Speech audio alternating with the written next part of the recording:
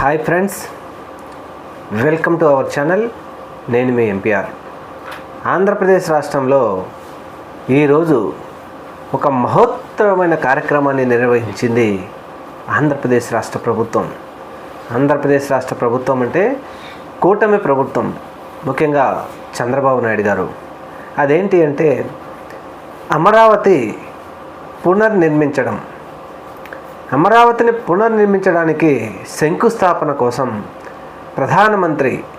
భారతదేశ ప్రధానమంత్రి నరేంద్ర మోడీ గారిని ఆహ్వానించి 5 లక్షల మందితో ఒక మహోత్తరమైన కార్యక్రమాన్ని చేశాడు చంద్రబాబు నాయుడు గారు. అయితే ఇక్కడ చాలా విషయాలు మాట్లాడుకోవాల్సింది ఏంటి అంటే, మీరు కూడా కొన్ని విషయాలు కొంచెం ఓపికగా, అందరికీ తెలిసినవే ఇవి, అయితే రాజకీయాలంటే ఇలా చేయాలేమో, ఇలాంటి రాజకీయాలు జగన్మోహన్ రెడ్డి గారు చేయలేకనే వీళ్ళందరి చేతిలో ఆయన భంగపడ్డాడేమో అనిపిస్తూ ఉంటుంది. అందరికీ తెలిసినయే, కానీ కొంతమంది తెలిసి కూడా తిరిగి మళ్ళీ అవతల వాళ్ళ మీద ఎలా మాట్లాడాలో వాళ్ళకి తెలిసినందుక వేరే వాళ్ళకి తెలియదు. అయితే విషయం ఏంటంటే 2015లో అప్పటి ముఖ్యమంత్రి చంద్రబాబు నాయుడు గారు ఆంధ్రప్రదేశ్ రాష్ట్రానికి అమరావతి రాజధాని కావాలని చెప్పేసి శంకుస్థాపన చేశాడు. అప్పుడు శంకుస్థాపన కోసం అప్పటి ప్రధానమంత్రి నరేంద్ర మోడీ గారిని ఆహ్వానించి అమరావతిని శంకుస్థాపన చేపిస్తే, అప్పుడు యమునా నది నీళ్లు, ఢిల్లీ నుంచి మట్టి తీసుకొచ్చి మనకిచ్చి శంకుస్థాపన చేసి వెళ్ళిపోయారు.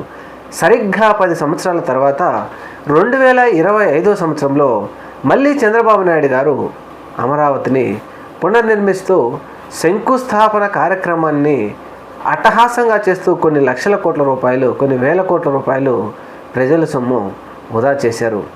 సరే, కార్యక్రమం అంటే చేసుకున్నారు, కానీ చెల్లి పెళ్ళి మళ్ళీ అన్నట్టు చెల్లి పెళ్ళి చేసిందే చేస్తూ ప్రతిసారి ఇలాంటి హంగామాలు చేయాల్సిన అవసరం ఉందా? ఒకవేళ ఈ హంగామంతా లేకుండా మీరు నిర్వహించదగినటువంటి కార్యక్రమాలన్నీ నిర్వహించి 3 సంవత్సరాల్లో మేము పూర్తి చేస్తాం అని చెప్తున్నారు కాబట్టి, ఆ తర్వాత మళ్ళీ మీకు 1 సంవత్సరం ఉంటుంది కాబట్టి అధికారం, అప్పుడు పూర్తిగా ప్రారంభోత్సవానికి ప్రధానమంత్రి గారిని ఆహ్వానానికి పిలిచుంటే బాగుండేదేమో అని ఇప్పుడు ప్రజలు గుసగుసలాడుకుంటున్నారు. అయితే ఈ విషయాన్ని కొద్దిసేపు పక్కన పెడితే, సరే, అమరావతి ఎవరి కోసం నిర్మిస్తున్నారు, ప్రజల నెత్తిన ఎన్ని లక్షల కోట్లు అప్పులు పెడుతున్నారు అంటే, రాష్ట్రంలో అన్ని ప్రాంతాల వారు కూడా రాజధాని మీదనే పెట్టుబడి పెట్టాలి, అందరికీ ఇది అవసరం అనే విధంగా రాష్ట్రంలో ఎవరు కూడా పట్టించుకోవడం లేదు. కాబట్టి ప్రధానమంత్రి గారిని కూడా పిలిపించి ఆయన చేత శంకుస్థాపన మళ్ళీ చేపిస్తే కనుక ఒక విధమైన బ్రాండ్ వస్తుందని ఆశపడుతున్నాడు చంద్రబాబు నాయుడు గారు. దీనికంటే జరిగిన ముందు విషయాలన్నీ ఒకసారి మనం చర్చించాల్సిన అవసరం ఎంతైనా ఉంది. 2014లో కూడా కూటమిగా ఏర్పడ్డారు, విజయం సాధించారు. 2018 చివరి వరకు కూడా అందరూ కలిసి అధికారంలో ఉన్నారు. 2019 స్టార్టింగ్లో చంద్రబాబు నాయుడు గారు రివర్స్ అయిపోయి ఇక దేశం మొత్తం కాంగ్రెస్ హవా సాగుతూ ఉంది, హవా వీస్తూ ఉంది. ఖచ్చితంగా కాంగ్రెస్ దేశంలో మళ్ళీ ప్రధానమంత్రి కాంగ్రెస్ పార్టీ నుంచి అవ్వబోతున్నారు అనే ఒక హవాని గమనించినటువంటి చంద్రబాబు నాయుడు గారు, అలాగే ఇప్పటి ఆంధ్రప్రదేశ్ రాష్ట్ర మాజీ ముఖ్యమంత్రి వైఎస్ జగన్మోహన్ రెడ్డి గారి గాలి ఆంధ్రప్రదేశ్ రాష్ట్రంలో విపరీతంగా వీస్తూ ప్రత్యేక హోదా మీద విపరీతంగా ఆయన అప్పట్లో పోరాడాడు. జగన్మోహన్ రెడ్డి గారిని ఎదుర్కొనడం ఎలానో తెలియక ప్రధానమంత్రి నరేంద్ర మోడీ గారికి రివర్స్ అయిపోయి కాంగ్రెస్తో చేతులు కలిపి అప్పట్లో బెంగళూరులో మహాసభలు జరిపి చంద్రబాబు నాయుడు గారు కాంగ్రెస్ మిగతా వాళ్ళందరితో కలిసిపోయి బీజేపీని నానా రకాల మాటలు మాట్లాడారు. వాటిలో నిజంగా చంద్రబాబు నాయుడు గారు మన ప్రధానమంత్రి గారిని అన్న మాటలు కొన్ని యాక్చువల్గా ఇది చర్చించాల్సిన అవసరం లేదు, ఎందుకంటే ఇలాంటి మాటలు కూడా మాట్లాడతారా? గుజరాత్లో అల్లర్లు, ముస్లింలు భారతదేశంలో బ్రతకలేరు, ఆర్థిక ఉగ్రవాది మోడీ అసలు దేశాన్ని నాశనం చేసేస్తున్నాడు, లేకపోతే నాకు భార్యాపిల్లలు ఉన్నారు, నీకెవరున్నారు, నీకంటే ముందు నేను ముఖ్యమంత్రిని అయ్యాను, నాకేం తెలుసు నా గురించి అనే విధంగా అనేక విధాలుగా అప్పట్లో ప్రధానమంత్రి నరేంద్ర మోడీ గారిని దుర్భాషలాడారు. నల్ల చొక్కాలు వేసుకొని అసెంబ్లీలో కూడా అనేక అనరాని మాటలు, తల్లిని లేకపోతే నీకు భార్య లేదని, నాకు భార్య ఉన్నాడని, నాకు కొడుకున్నాడని, మనవడు ఉన్నాడని, నీకెవరూ లేరని, ఎలాంటి మాటలు అంటే అలాంటి మాటలు అన్నారు. అలాగే హోంమంత్రి అమిత్ షా గారు తిరుపతికి వచ్చినప్పుడు ఆయన మీద కోడిగుడ్లు చెప్పులు కూడా వేశారు. దీనిని మర్చిపోలేదు బీజేపీ. అయితే చంద్రబాబు నాయుడు గారి రచించిన పథకం వ్యూహం సరిగ్గా అది ఫలించకపోవడంతో 2019లో జగన్మోహన్ రెడ్డి గారు అధికారంలోకి రావడం, దేశం మొత్తం రెండోసారి మోడీ గారు అధికారంలోకి రావడంతో ఎంబడే ప్లేట్ ఫిరాయించిన చంద్రబాబు నాయుడు గారు తన రాజ్యసభ సభ్యులందరినీ నరేంద్ర మోడీ గారి దగ్గర పంపించేశాడు.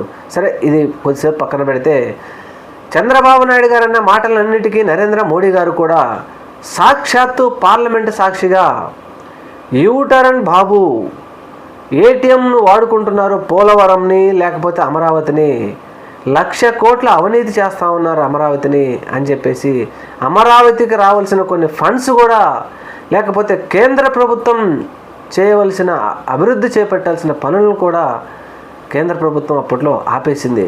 చంద్రబాబు నాయుడు గారిని ఏటీఎం అని, యూటర్న్ బాబు అని అనేక విధాలుగా మాట్లాడారు మోడీ గారు. ఆ తర్వాత కూటమిలో భాగస్వామ్య పార్టీ అయినటువంటి జనసేన పార్టీ అధినేత పవన్ కళ్యాణ్ గారు కూడా అప్పట్లో పాచిపోయిన లడ్లు మోడీ గారు, నీళ్లు తెచ్చిచ్చావు, పాచిపోయిన లడ్లు ఇచ్చావు, ఏమి ఇచ్చారు, హిందీని తీసుకొచ్చి మా రాష్ట్రాల మీద రుద్దుతారా, ఇది మీ వల్ల కాదు అని చెప్పి ఏ విధంగా పవన్ కళ్యాణ్ మాట్లాడారో అవన్నీ ఇప్పుడు మర్చిపోయారు. కాలం గిర్రున తిరిగింది. 2024లో ఎలక్షన్లు వచ్చినాయి. ఎలక్షన్లో అందరూ కలిస్తేనే మనం జగన్మోహన్ రెడ్డి గారిని ఎదుర్కొనగలం. సింగిల్గా పోతే మళ్ళీ జగన్మోహన్ రెడ్డి గారు ఆంధ్రప్రదేశ్ రాష్ట్రానికి ముఖ్యమంత్రి అయితాడని చెప్పేసి అందరూ కలిశారు. జగన్మోహన్ రెడ్డి గారిని ఓడించారు, అధికారం చేపట్టారు. ఎలాగైతే ఎదురు తిరిగి అందరూ ఒకరినొకరిని తిట్టుకున్నారో వీళ్ళందరూ మళ్ళీ ఈరోజు వచ్చి అమరావతిని 1,00,000 కోట్ల అవినీతి చేస్తున్నాడు బాబన్న వాళ్ళైనా లేకపోతే మోడీ గారిని తిట్టిన వాళ్ళైనా ఈరోజు మళ్ళీ సభ పెట్టి, ఈ సభలో ఐటీని తీసుకొచ్చింది చంద్రబాబే.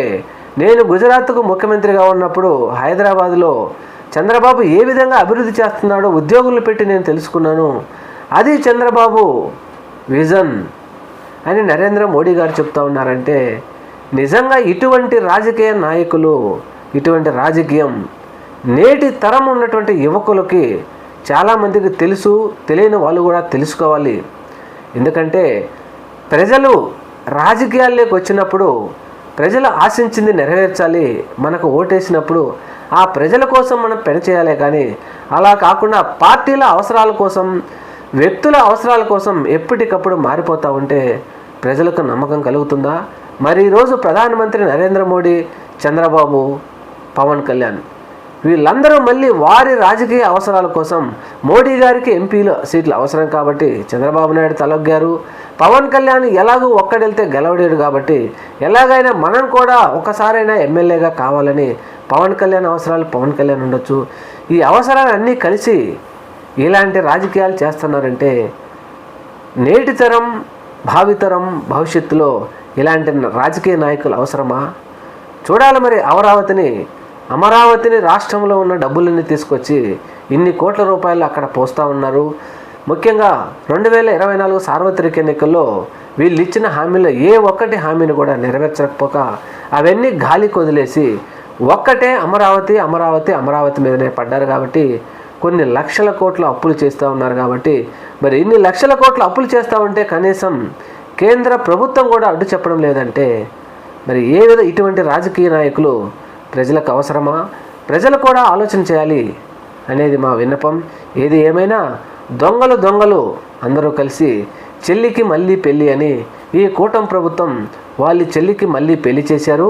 మరి ఈ పెళ్లికి ఎంత ఖర్చు పెట్టారు, ఎన్ని లక్షల కోట్లు ఖర్చు పెట్టారు, ఎన్ని వేల కోట్లు ఖర్చు పెట్టారు అనేది ఖచ్చితంగా రాబోయే రోజుల్లో తెలుస్తుంది. ముఖ్యంగా ఇక్కడ కొసమెరుపు ఏంటంటే మనం ప్రధానమంత్రి నరేంద్ర మోడీ గారు స్టేజీ మీద మాట్లాడుతున్నప్పుడు ఆ స్టేజీకి దగ్గరగా పెద్ద ఎత్తున మంటలు ఎగిసిపడటంతో 4 ఫైర్ ఇంజిన్లు వచ్చినా కానీ ఆ మంటలను ఆర్పే స్థాయి రాలేదు. ఎందుకో మరి ఇటువంటి సంఘటనలన్నీ జరుగుతూ ఉన్నాయి. Thank you. మన ఛానల్ని తప్పకుండా సబ్స్క్రైబ్ చేయండి. అమరావతి మీద మీ కామెంట్ కూడా తెలియచేయండి. నమస్తే.